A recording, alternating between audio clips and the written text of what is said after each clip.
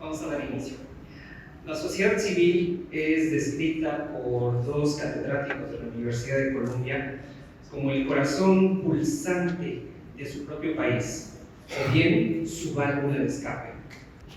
Teóricos de las ciencias políticas han demostrado, con base en múltiples hechos históricos, que la sociedad civil ha promovido el desarrollo y la estabilidad de las naciones. El rol de la sociedad civil ha sido crítico y sigue siendo para legitimar o bien para crear movimientos que deslegitimen a los gobiernos que no siguen la voluntad o no atienden la voluntad de sus ciudadanos.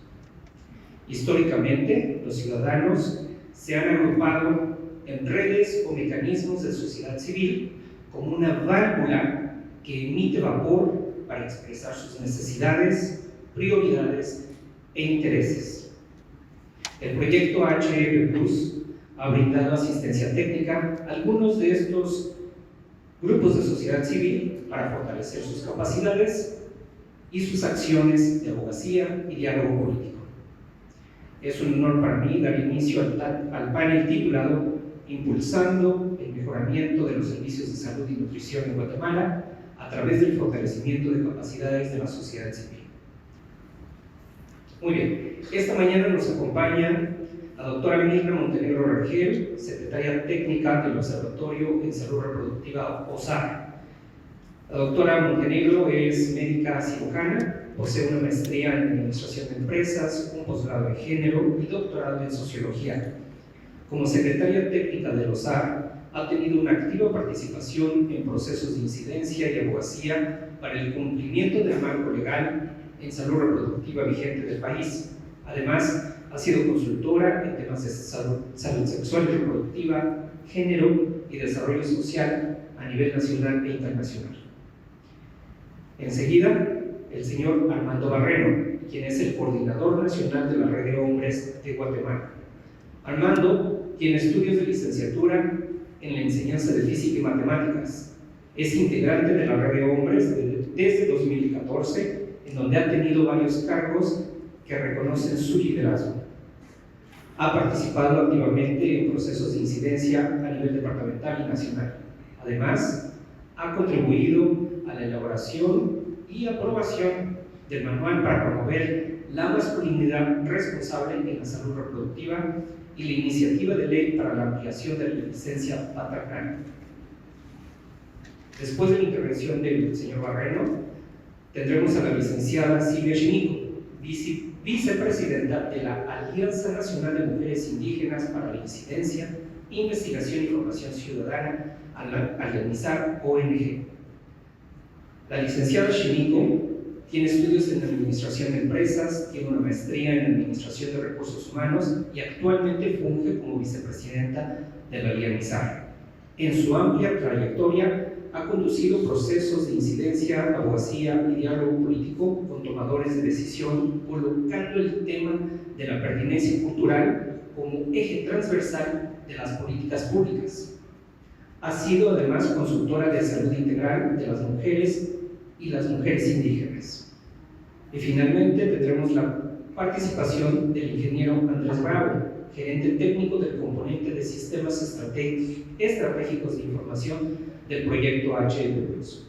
Andrés es ingeniero en informática y máster en ciencia de datos, con más de 10 años de experiencia liderando proyectos de tecnología de cooperación internacional en los sectores de justicia social, de justicia, salud y educación en Guatemala. Actualmente funge como el gerente del componente 3 del proyecto HF+, implementado por Palladium, una organización a la que pertenece desde 2015 y en donde ha participado en la definición y gestión de equipos. Muy buenos días y mucho gusto. Yo voy a compartir con ustedes el tema de las comisiones multisectoriales. Y es que no hay nada que nos alegre más el corazón de hablar de aquello que nos apasiona. Y hoy es un buen día realmente para compartir y para celebrar. Porque 7 años, tal vez en la historia de la humanidad no son muchos, pero para la sociedad civil han sido 7 años de trabajo, de resultados, de logros y de desafíos. Siguiente, por favor. Hablando de los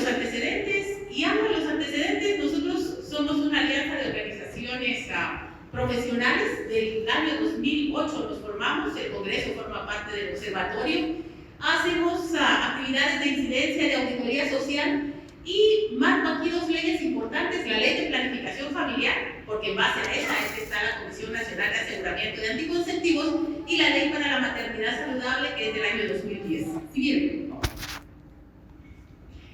¿cómo estas comisiones pueden traer temas tan sensibles como embarazo en niñas, violencia sexual? ¿Cómo pueden las comisiones generar evidencia científica en base a diferentes organizaciones, profesiones, y así poder elaborar o impulsar el tema de un manual, de una norma, de un protocolo? Siguiente. Pero al mismo tiempo pueden hacer este proceso de monitoreo, y se los traigo porque así literalmente nos lo enviaron.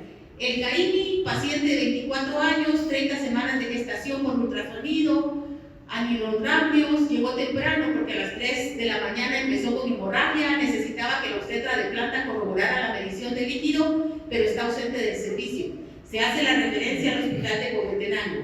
Sí, pero al parecer no aceptó y se fugó del servicio, no aceptó ir a Huehuetenango. ¿Cómo las comisiones dan la oportunidad de tener en el marco alto normas y protocolos, pero también de tener la realidad de lo que está sucediendo en lo local?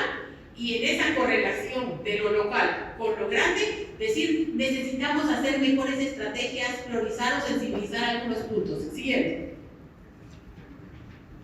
Y les traigo esto porque Guatemala ha avanzado en el marco de salud sexual y reproductiva, porque tenemos un marco legal bastante favorable en el tema de salud sexual y reproductiva. Mucho de lo que está aquí, muchas de las organizaciones y de las personas han trabajado a partir del año 2000 para la Ley de Desarrollo Social, pero solo quiero centrarme en dos: la Ley de Planificación Familiar, que es la 87-2005, pero que se aprobó hasta en el 2007, después de 2 años de un proceso de excedencia, y la Ley de Maternidad, que es la del año 2010, es 32-2010, cuyo reglamento salió publicado 2 años después. Estas dos leyes le dan vida a la Comisión Nacional de Aseguramiento de Anticonceptivos y a la Comisión Multisectorial para la Maternidad Saludable. Pero vean que los buenos ejemplos y las buenas estrategias hacen que se vayan abriendo esas oportunidades para más comisiones. Y ahora hablamos, por ejemplo, de una carta Prevenir con Educación que le da vida a la Comisión Biministerial. Es un convenio entre el Ministerio de Salud y el Ministerio de Educación, donde participa la sociedad civil. Y también hablamos de un Plan Nacional para la Prevención de Embarazos en Adolescentes, que es la mesa número 7 del Gabinete de Desarrollo Social, donde está presente la sociedad civil, donde participa el OSAR juvenil y donde hay gobernanza, porque tienen ustedes instituciones del Estado, tienen sociedad civil y también tienen organizaciones locales, porque acá también el tema de la descentralización se ha vuelto importante para las comisiones. Siguiente. Colocar temas importantes y sensibles como el registro de nacimientos de madres adolescentes entre 10 y 19 años. Sabemos que de 10 a 14, recuerden que siempre es violencia sexual por la ley contra la violencia sexual, explotación y trata, que es del año 2009. ¿Cómo colocar los datos y que esos datos y esa información sean realmente para tomar decisiones? Es algo que las comisiones hacen.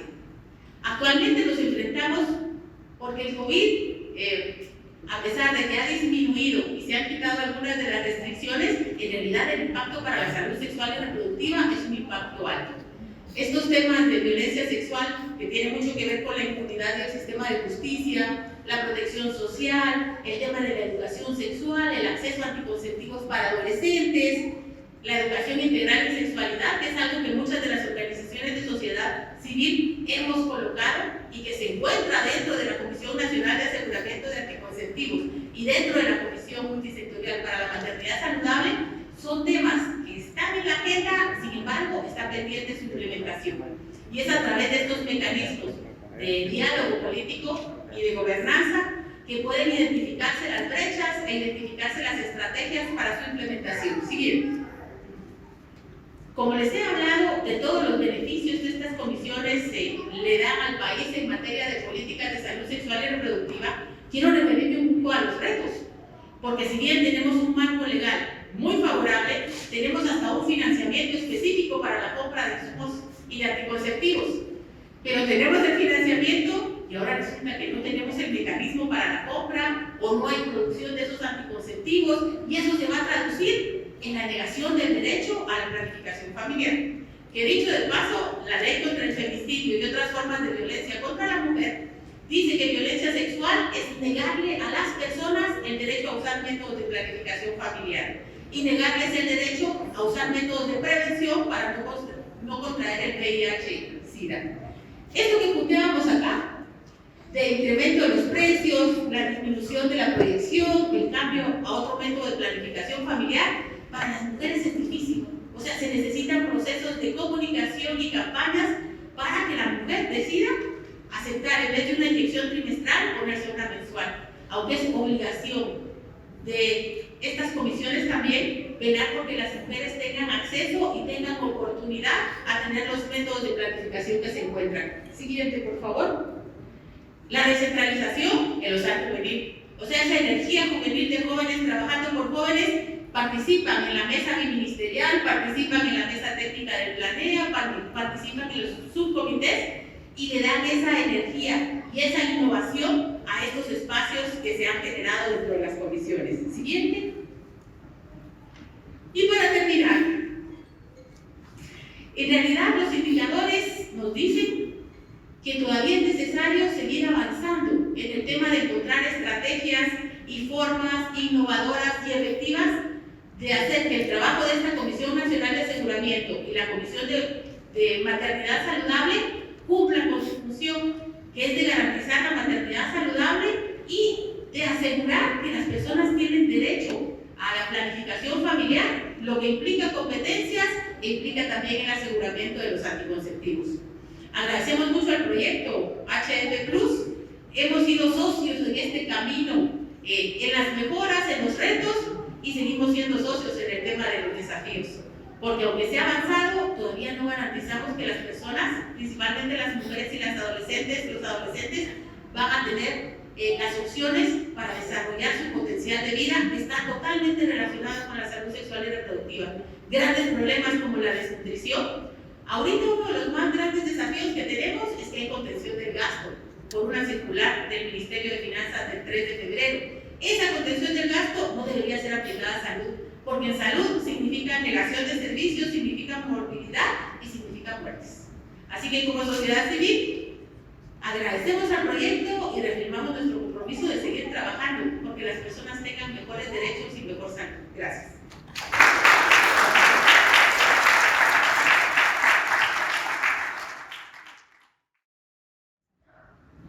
Adelante, señor Barrero, con su presentación, por favor. Muchas gracias, muy buenos días. Yo quisiera esbozar en 3 momentos o 3 etapas cuál es la importancia del fortalecimiento de capacidades a las redes de sociedad civil para el logro no solo de su sostenibilidad, sino también el alcance de resultados e incidencia en espacios a nivel municipal, departamental y nacional. El primer momento lo voy a esbozar en los antecedentes que dieron origen al fortalecimiento de capacidades en las redes de sociedad civil. Si bien USAID ha venido trabajando con las organizaciones, con la población, lo había hecho de una manera antes del 2016 trabajando con champions. La idea era formar y capacitar a líderes que pudieran hacer referencia, abordar los temas, abanderar los temas en las distintas áreas, especialmente salud y educación. Sin embargo, del 2016 en adelante se hace un replanteamiento a este fortalecimiento porque entonces hay que apostarle a un impacto colectivo, más allá de tener a personas de referencia. Era importante que las organizaciones de sociedad civil comenzaran a articular sus esfuerzos y a organizarse de mejor manera. Yo quisiera recoger las palabras de David, que decía: el rol de la sociedad civil debe ser crítico, y va a ser crítico solo si la sociedad civil tiene herramientas, tiene información, tiene conocimiento y todas esas habilidades que se requieren para estar en espacios de toma de decisiones, para estar en espacios de gobernanza y hacer incidencia. El segundo momento quisiera abordar la estrategia de fortalecimiento. ¿En qué consistió todo este proceso que nació del año 2016 y que hoy, me atrevo a decir, ve culminada o cerrada una primera fase? Porque esto, es cierto, el día de hoy se cierra un ciclo, pero se abren tres, porque hablamos ya del reconocimiento legal o la inscripción legal de las tres organizaciones, y en este sentido creo que se cierra un ciclo para abrir tres. Creo que esa es la idea el día de hoy, y la semilla que USAID a través del proyecto GEM Plus en estos últimos 7 años estuvo trabajando, porque creen que la sociedad civil debe ser quien debe promover ese cambio a los distintos niveles, desde el nivel municipal hasta el nivel nacional. A partir del 2016 entonces se formula una estrategia de fortalecimiento de capacidades con los socios de USAID, que en este caso es la Red de Hombres, la Alianza Bizar y la Red de Jóvenes Artistas por la Justicia Social. Y esta estrategia de fortalecimiento se enfocó en 5 áreas. El primero fue de incidencia y diálogo político con enfoque sistémico. ¿En qué consistió desarrollar esta habilidad o esta estrategia? A través de cartas de peticiones presentadas a las autoridades en los distintos niveles de incidencia, también visitas a las autoridades, se visitaban a los alcaldes, a los directores departamentales, a los directores de área de salud, también a nivel de ministerios, incluso a comisiones del Congreso de la República para hacer incidencia en las diversas temáticas que se abordaban. También esta área trabajada permitió que la misma sociedad civil se involucrara en la opinión de iniciativas de ley, que creo que es un avance muy importante, y eso habla entonces del nivel y la capacidad que la sociedad civil adquirió en todo este tiempo.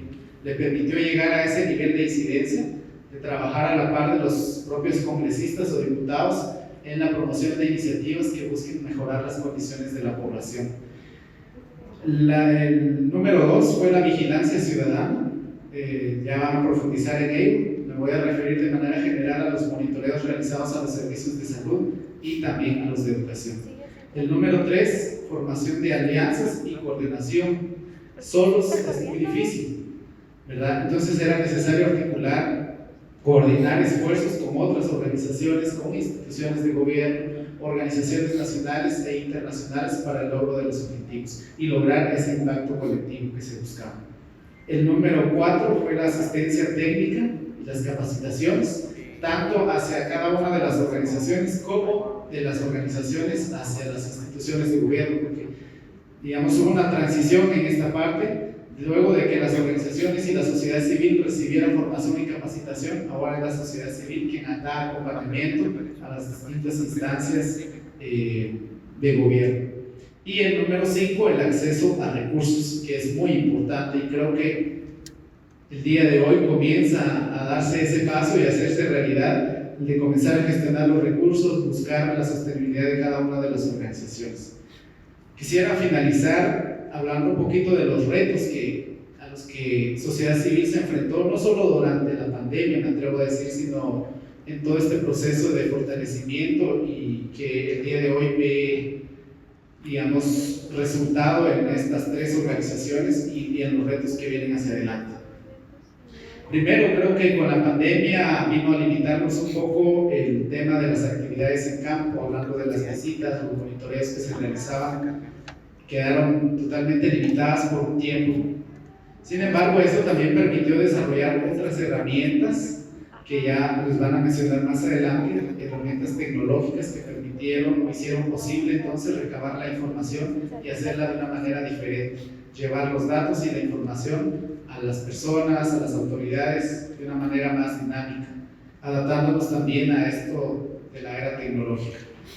También la reducción de actividades presenciales que involucraban la participación de funcionarios municipales, departamentales o nacionales, es decir, se limitó las reuniones, las visitas de incidencia, pero eso pues, no estancó los procesos que sociedad civil tenía. Otro reto importante en estos tiempos fue la adaptación a las plataformas tecnológicas. Nos acercó a aquellas personas que geográficamente estaban más lejanas de nosotros. Nos permitió entonces llegar a más personas en los procesos de formación, en los procesos de incidencia. En el caso de otro reto importante es que durante la pandemia pues muchas de las instituciones enfocaron todos sus esfuerzos en el tema del COVID-19. Sin embargo, como sociedad civil buscamos la manera siempre de que los otros temas importantes no quedaran relegados en la agenda política del país. Y para finalizar, pues el reto, digamos, más importante que se tuvo en estos últimos años fue lograr la inscripción de las organizaciones. Pasamos por diversos procesos, incluso el tema de las reformas legales en el país también hizo que el proceso no avanzara como quisiéramos, pero hoy lo hemos concretado y estamos muy ansiosos de seguir ese camino que aprendimos junto a GEP. Quisiera cerrar con esto. Si queremos que una sociedad sea verdaderamente democrática, es imprescindible que cuente con una sociedad civil fuerte. Personas identificadas, formadas y organizadas en colectivos capaces de vigilar que el Estado cumpla con sus obligaciones y demandar sus derechos. Muchas gracias.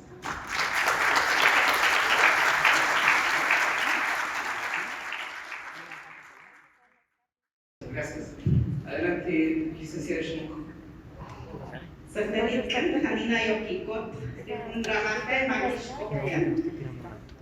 Buenos días a cada uno de ustedes. Reciban un cordial saludo de la Alianza Nacional de Organizaciones de Mujeres Indígenas para la Incidencia, Investigación y Formación Ciudadana, ANIAMISAC.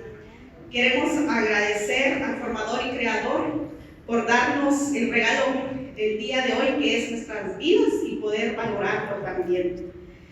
Asimismo, queremos agradecer como ANIAMISAC especialmente a USAID por toda la asesoría y acompañamiento, tanto en asistencia técnica y financiera, que nos ha dado desde la organización no gubernamental en su creación a través del proyecto de FACTUS, acción que ha permitido el fortalecimiento de mujeres indígenas de áreas rurales.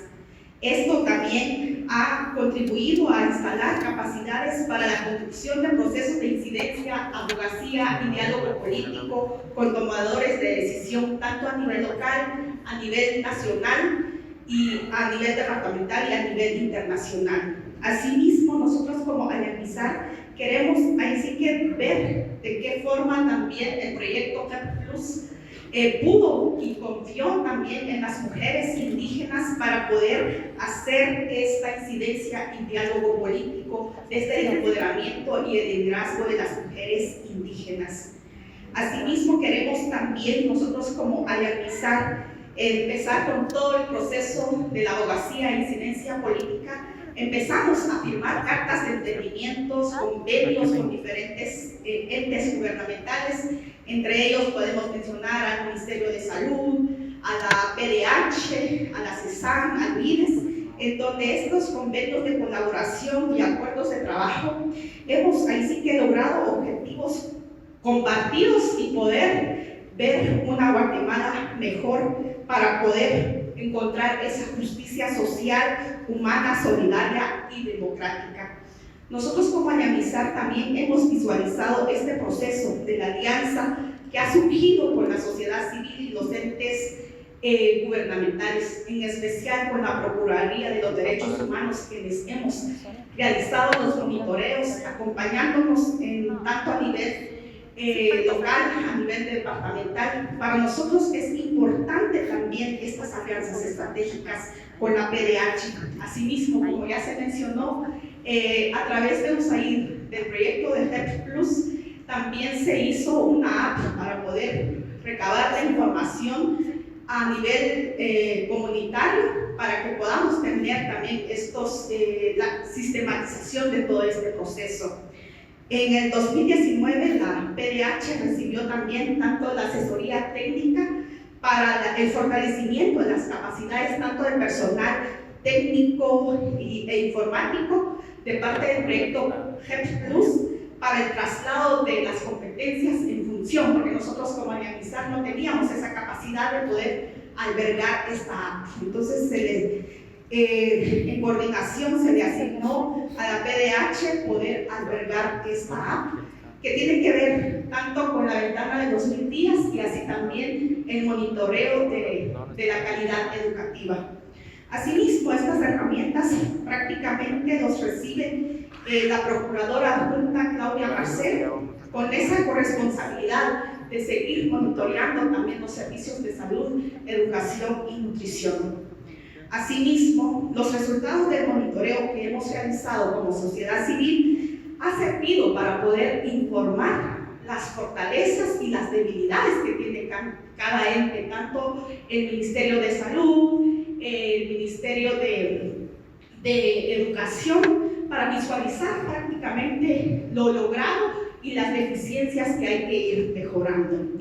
Asimismo, queremos también ver de qué forma el monitoreo es un instrumento para la sociedad civil para hacer esa abogacía y esa incidencia política para ir avanzando en todo este proceso.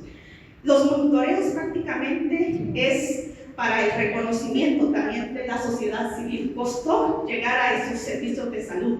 Anteriormente nos decían, ¿por qué las mujeres indígenas están auditando al Ministerio de Salud?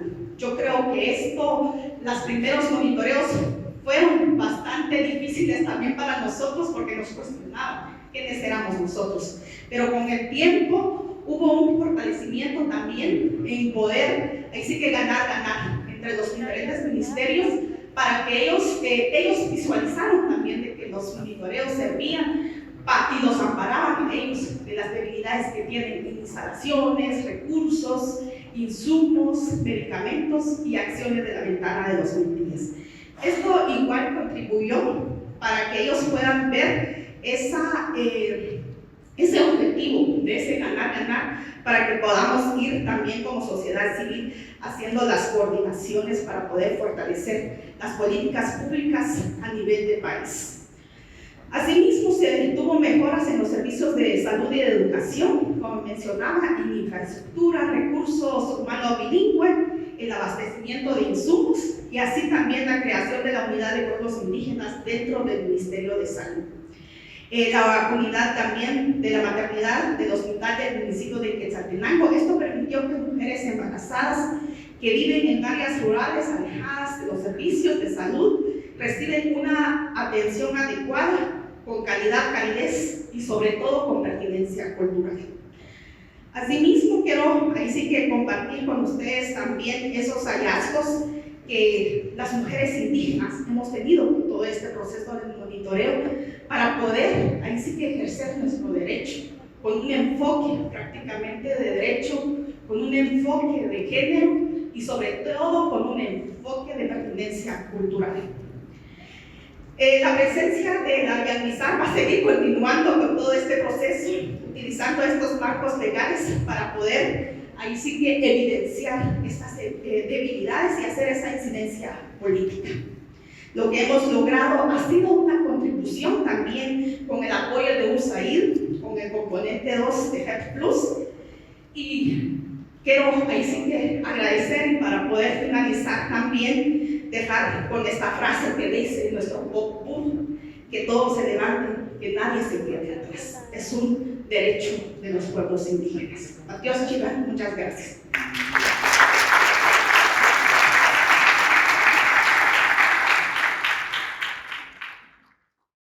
Bueno, Andrés. Gracias, David.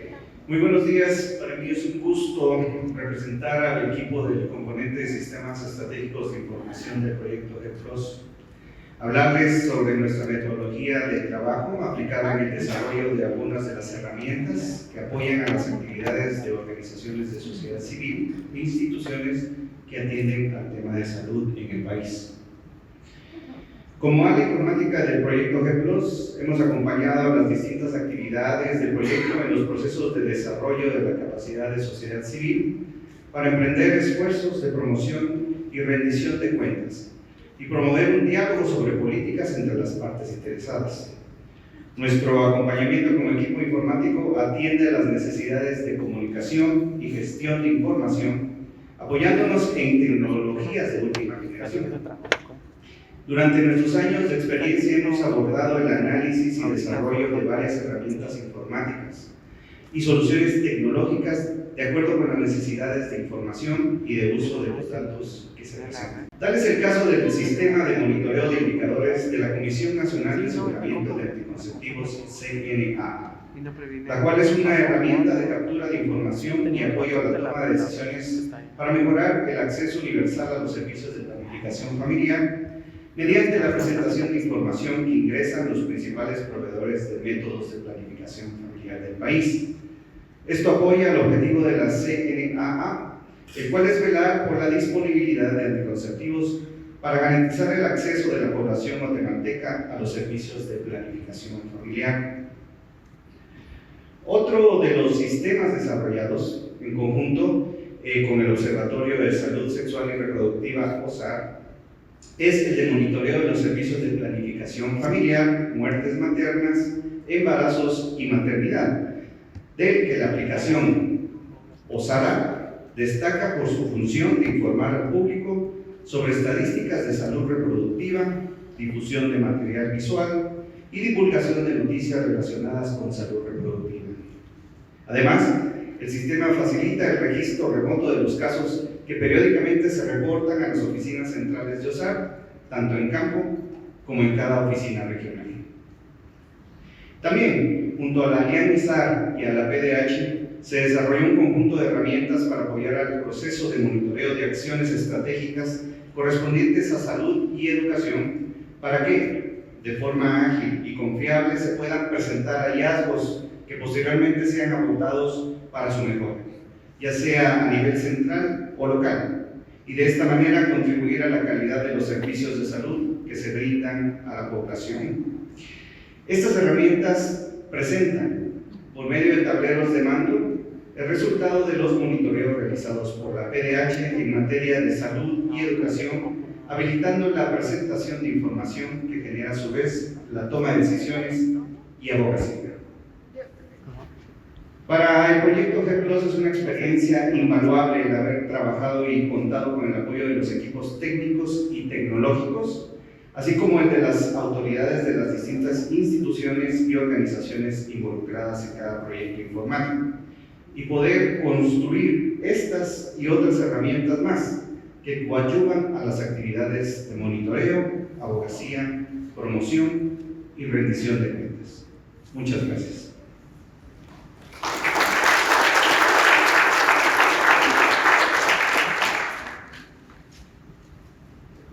Gracias, Andrés.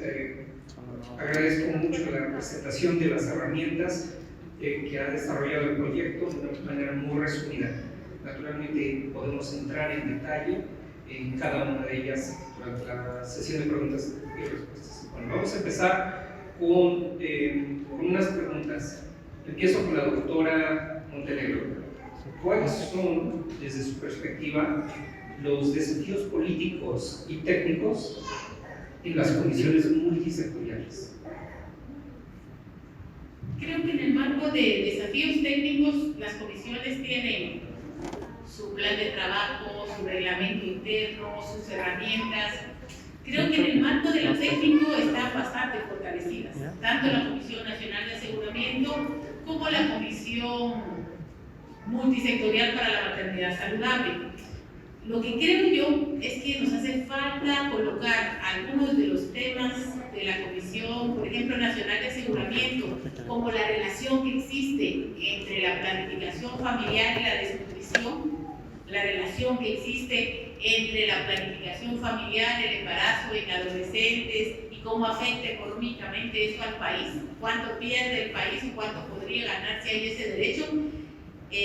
Ustedes saben que el ambiente político en Guatemala es en este momento un tanto adverso para los temas que se relacionan con salud sexual y reproductiva o con derechos sexuales y reproductivos.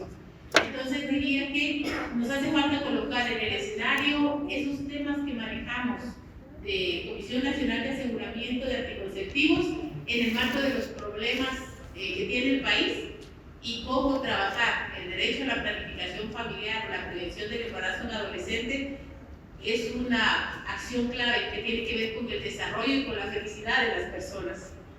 Y lo otro es relativo al COVID, que como se los mencionaba en la pantalla que colocamos, el COVID cambia muchas de las cosas que estábamos acostumbradas a hacer como país. Por ejemplo, la compra de anticonceptivos con el UNFPA. Trabajamos en el 2010-12 para que hubiera un artículo en el presupuesto nacional y allí se dijera que se podía comprar por convenio internacional los anticonceptivos. Y el convenio internacional era con el UNFPA. Pero con este impacto del COVID y el cambio en los precios, en las producciones, en los mecanismos de compra y en los tiempos, a lo mejor la CNA tiene que hacer digamos que tiene que revisar y analizar qué otros mecanismos de compra nos pueden asegurar el abastecimiento. Porque bajo ningún punto de vista, las usuarias o los usuarios deben quedarse sin métodos de planificación familiar. Y en el marco de reducción de muerte materna, que es como el objetivo de la Comisión Multisectorial para Maternidad Saludable, han habido estrategias interesantes, por ejemplo, el uso del usuprostol para en el posparto domiciliar, una estrategia utilizada por comadronas y con muy buenos resultados. Aunque ya están como en 8 departamentos, todavía tenemos muertes maternas por retención de placenta. Entonces tiene que ampliarse al 100% el uso de esa estrategia. Los procesos de capacitación del personal, tiene que haber ese proceso de sensibilización y de capacitación del personal para que sigan normas y protocolos, pero también tiene que haber un proceso de monitoreo desde la gobernanza de la Comisión para la Maternidad Saludable para verificar que realmente se está implementando esas normas y esos protocolos. El tema del financiamiento, como les conversaba, la contención del gasto es un componente difícil para el Ministerio de Salud y que va a afectar a estas comisiones, porque todo lo que se tiene planificado en el marco, por ejemplo, de fortalecimiento de espacios amigables, donde tiene que haber distribución de métodos anticonceptivos para adolescentes y jóvenes, con la contención del gasto se afecta talleres, competencias, compras.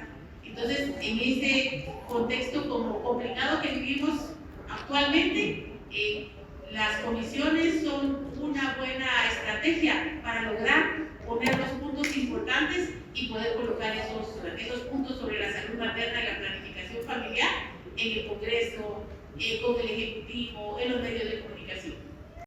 Una pregunta combinada para la licenciada Shimiko. La primera parte es, ¿se observó en los monitoreos el uso del idioma materno en la educación? ¿Qué se logró con eso? La primera parte de la pregunta.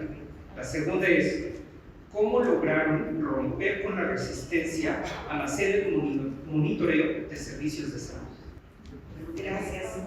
Creo que el idioma materno a nivel local es importante para nosotros como Ayagnizar, y en los monitoreos es una de las acciones que en los hallazgos, ¿verdad?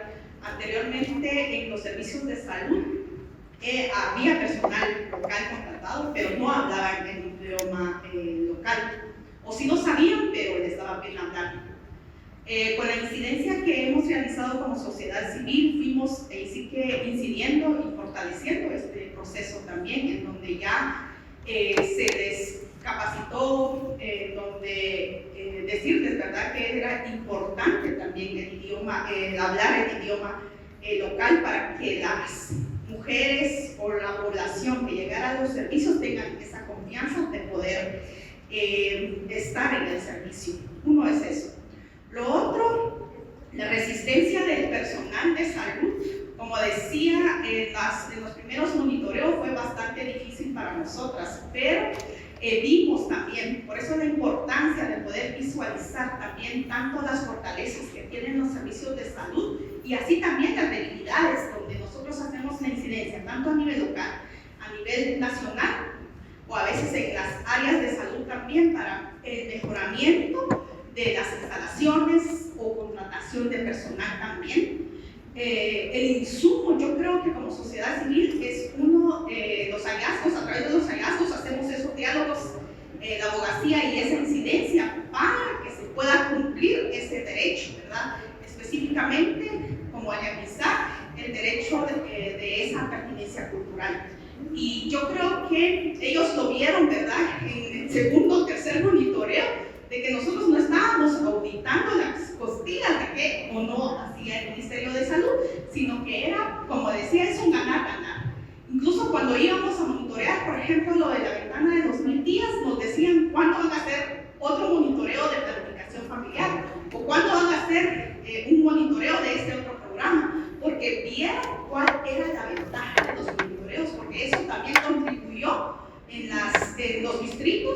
el fortalecimiento del presupuesto o mejoras en la atención.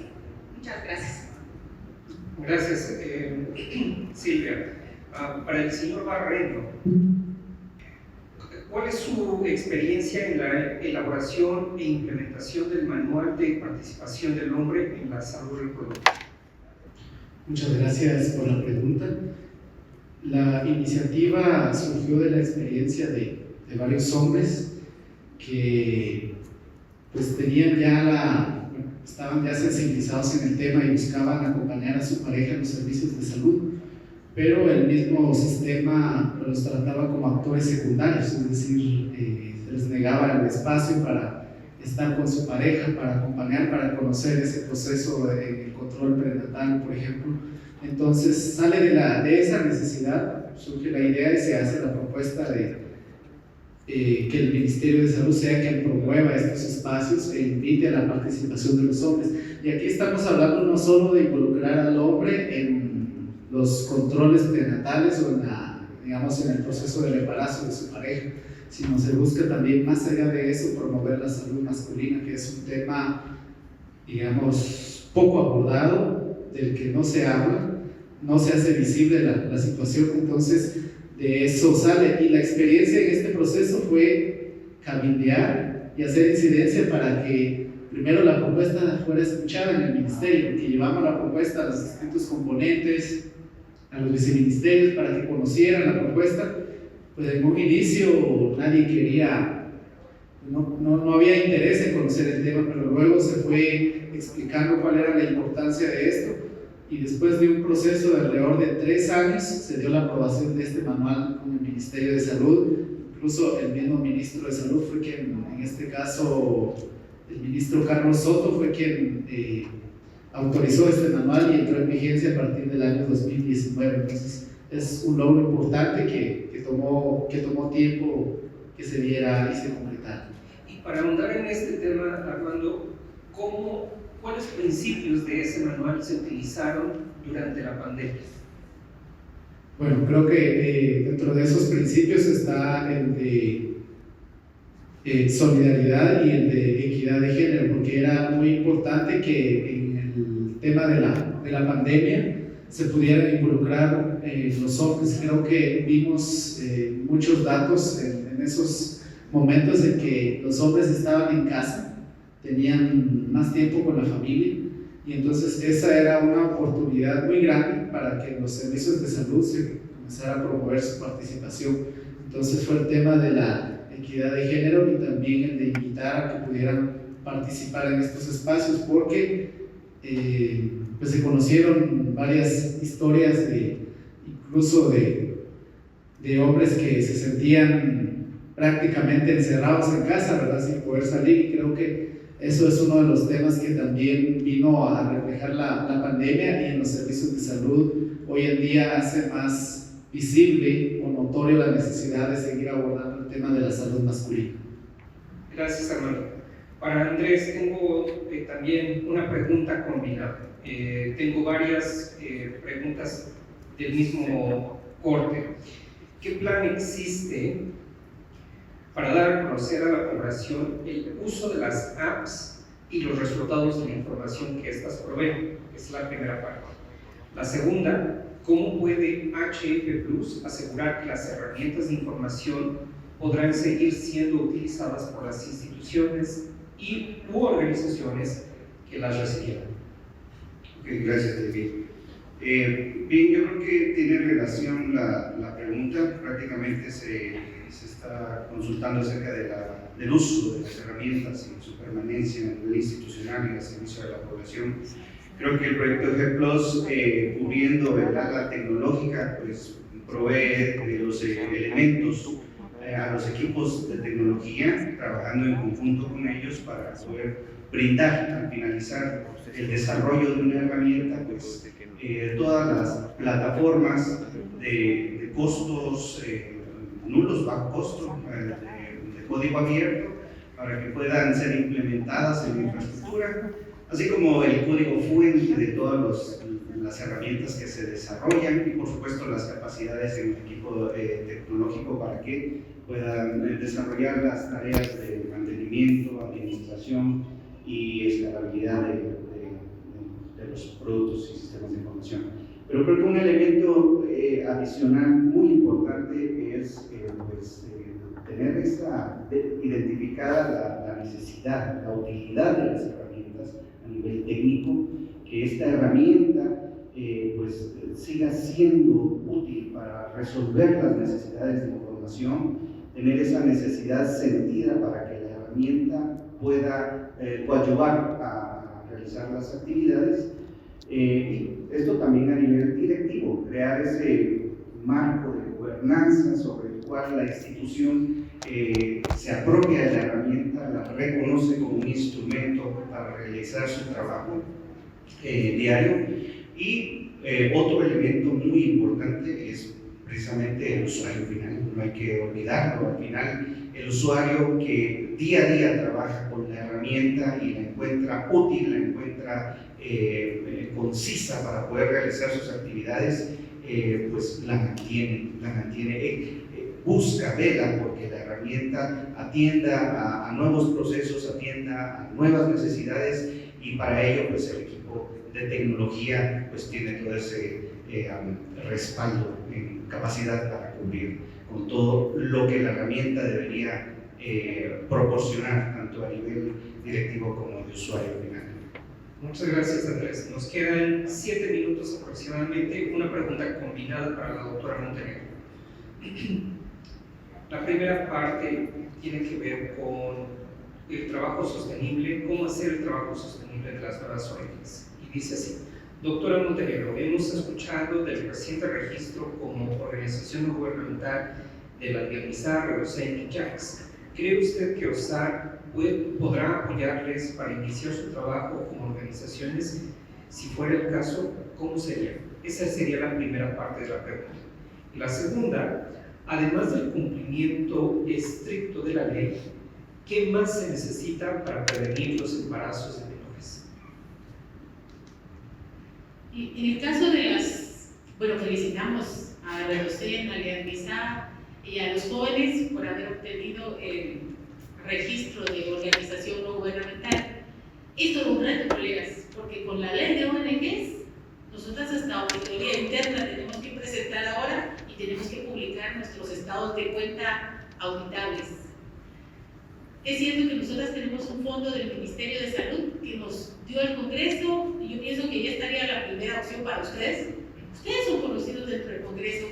Es un año difícil porque estamos en elecciones, pero no estaría mal acercarse a la Comisión de Finanzas y Moneda para ver si hay alguna opción de que puedan tener un financiamiento del Congreso dado por el presupuesto a través del Ministerio de Salud.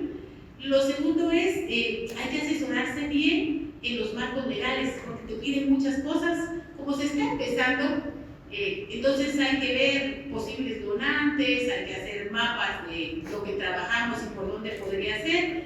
Con mucho gusto hacemos reuniones con nuestro equipo administrativo, porque yo pienso que lo técnico es más fácil, lo administrativo se vuelve más complejo con esa ley de ONGs, pero nosotras con toda la apertura de compartir con ustedes. Nuestra organización se llama Instancia por la Salud y el Desarrollo de las Mujeres. Entonces nos ponemos de acuerdo con Silvia, nos ponemos de acuerdo con el licenciado y hacemos una reunión de intercambio para que vean cómo hemos hecho. Nosotros tenemos 14 años de funcionamiento como ONG, y con el nuevo marco legal de las ONGs hay algunas cosas que cambian. Ministerio de Relaciones, Plan, hay un montón de procesos que hay que llevar y que hay que tener cuidado, ¿verdad? Porque te cancela el Ministerio de Gobernación si piensan que no estás cumpliendo con el rol que te corresponde como organización. Y en lo segundo, embarazo en niñas y en adolescentes es un tema multicausal. Nosotros decimos, la cultura, ya lo dice bien la CEDAW, no podemos decir que por cultura hay niñas embarazadas, porque la cultura no es un fundamento o una excusa para que haya violencia sexual o haya delito en este caso.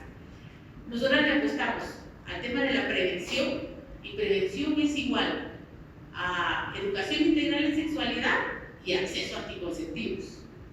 Y si nos vamos un poco más atrás, es igual a empoderamiento de niñas y adolescentes y programas específicos para darles herramientas para que construyan su plan de vida y para que decidan sobre su reproducción. También está la parte de la atención. Saben que en Guatemala casi en la misma edad, se tiene la primera relación sexual, el primer embarazo y la primera unión. Y eso lo único que nos está diciendo es que los y las adolescentes llegan sin información. Tienen su primera relación sexual, seguramente sin protección, tienen el primer embarazo y como culturalmente hay que unirse, tienen la primera unión. Revisan ustedes estadísticas vitales y van a encontrar adolescentes de 18 años con 5 bebés, con 5 embarazos. Eso es inhumano, es una vulneración a su derecho. Entonces, ¿por qué no todas las adolescentes que llegan a la atención del parto al hospital, si en la norma y el protocolo dice, das consejería, ni siquiera el adolescente se va con un método de planificación, a nosotros y nosotras como sociedad civil nos toca ver que esas normas y esos protocolos se cumplan? Creo que un poco en eso está el trabajo que nos toca continuar, en tener el marco legal, en seguir participando en los espacios. Hay muchas cosas que hacemos sin financiamiento y las hacemos más por vocación y por compromiso. No significa que no necesitemos el financiamiento, que sí hay que buscarlo y hay que asegurarlo porque es parte de nuestra sostenibilidad. Pero teniendo el compromiso y teniendo espacios y marco legal, yo pienso que seguimos trabajando. Gracias, doctora. En particular me llama la atención el argumento que usted presenta sobre el marco legal favorable que se ha logrado a la fecha, pero que eso no resuelve todos los retos todavía existentes. Una última pregunta, la misma pregunta para alianzar el Red de Hombres. Y me disculpo con aquellos cuyas preguntas no pude plantear en el panel, pero se las haré llegar, de eso me responsabilizo yo. ¿Qué acciones van a tomar ahora que son una ONG para asegurar la sostenibilidad? Bueno, una de las acciones para lograr la sostenibilidad es como decían, como diagnosticar, seguir incidiendo, haciendo los diálogos políticos a nivel local, departamental y nacional, y así también empezar a gestionar recursos. Buscar, como ya se mencionó acá, hacer como un mapa de agencias donantes en el país para ver cuáles son las que apoyan acciones a favor de las mujeres indígenas, que puede ser en salud, educación e inclusión, y específicamente en el fortalecimiento también económico de las mujeres indígenas. Porque tocar el tema de COVID, que tenemos 2 años también de estar ahí sí que encerradas, muchas de las mujeres perdieron los pequeños negocios o los trabajos informales que tenían. Yo creo que nos queda ese reto también como analizar, ir fortaleciendo este otro tema del empoderamiento económico de las mujeres, porque las mujeres son a nivel local y a nivel nacional, podríamos decir que estamos ahí sí que sosteniendo nuestras familias. Yo creo que esto es un reto para nosotras como organizar, el poder contribuir también al fortalecimiento de este tema. Gracias. Yo me permito resumir en 4 etapas este proceso que arrancamos. El primero es, como en todo nuevo proyecto, en toda iniciativa, es la planificación. Eso nos va a permitir visualizar en el corto, mediano y largo plazo cuáles son los pasos que necesitamos dar y con quiénes lo vamos a hacer. Entonces, el primer elemento es eso, comenzar a planificar, y creo que ya tenemos los elementos, como decía la doctora Montenegro, los elementos técnicos. Necesitamos el apoyo administrativo y el tema de la planificación que nos permita entonces trazar esas ideas y esas acciones en el tiempo. Un segundo paso que yo veo es mantener las alianzas. En todo este tiempo que la sociedad civil ha venido trabajando, ha logrado establecer alianzas en los distintos niveles, y esas alianzas no hay que perderlas. Han sido alianzas estratégicas, ya lo mencionaron, se han realizado alianzas incluso con la PDH, con los distintos ministerios, y también hay alianzas con cooperación, con ONGs locales, y esas hay que mantenerlas, y también ir pensando en gestionar otras alianzas que puedan venir a sumar y que de repente tengamos estos intereses en común y de esa manera lograr caminar juntos. Un tercer paso que yo veo es seguir con las acciones de incidencia, porque creo que esa ha sido la fortaleza que han tenido las redes en los distintos espacios, y eso ha abierto puertas incluso con los medios de comunicación. Creo que es algo que olvidé mencionar hace ratos, pero el mismo hecho de que la sociedad civil haga visibles ciertos temas, eso para los medios de comunicación también es importante, porque entonces ellos buscan información, buscan que haya instancias que puedan acompañar o dar seguimiento a las instituciones de gobierno, y en ese sentido creo que hay que mantener esos esfuerzos para seguir, porque las necesidades de la población, pues sí, y hay varios temas en los que necesitamos todavía trabajar fuertemente. Y el último paso que yo lo veo es la gestión de los recursos, gestión del recurso financiero, que es importante para que camine estos tres vehículos, si lo vemos de esa manera, pero también la gestión del recurso humano, la formación, la capacitación, que debe ser constante, porque como son organizaciones de sociedad civil también hay rotación, ¿verdad? Y en nuevos integrantes se van algunos, y siempre los procesos de formación deben ser constantes para que entonces eso haga que la dinámica de trabajo no se estanque, no se desvíe, sino mantenga su curso. Muchas gracias. Gracias de nuevo. Y gracias a los panelistas. ¿Podemos darles un aplauso, por favor?